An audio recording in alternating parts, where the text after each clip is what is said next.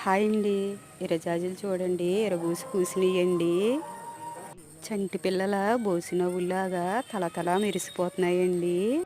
సప్తస్వరాలకి పువ్వులు పులకరిస్తాయండి. మనం పెంచిన మొక్కలకి కాయలు కాసినప్పుడు పువ్వులు పూసినప్పుడే ఆ ఆనందం చెప్పలేమండి మాటల్లోని. ఇంట్లో ఉన్న చంటి పిల్లల్ని ఎంత శ్రద్ధగా చూసుకుంటామో మొక్కలను పెంచేటప్పుడు కూడా అంతే శ్రద్ధగా చూసుకుంటామండి. ఈ విరజాజులు శ్రీ మహాలక్ష్మికి చాలా ఇష్టమైన పువ్వులండి. అంతేకాదండి, పసుపు సెంపెంగన్న శ్రీ మహాలక్ష్మీదేవికి చాలా ఇష్టమండి. అందుకే సింహాచలం కొండ మీద ఎక్కువగా పసుపు సెంపెంగ మొక్కలు ఉంటాయండి.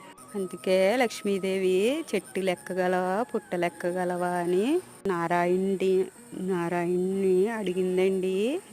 ఓం నమో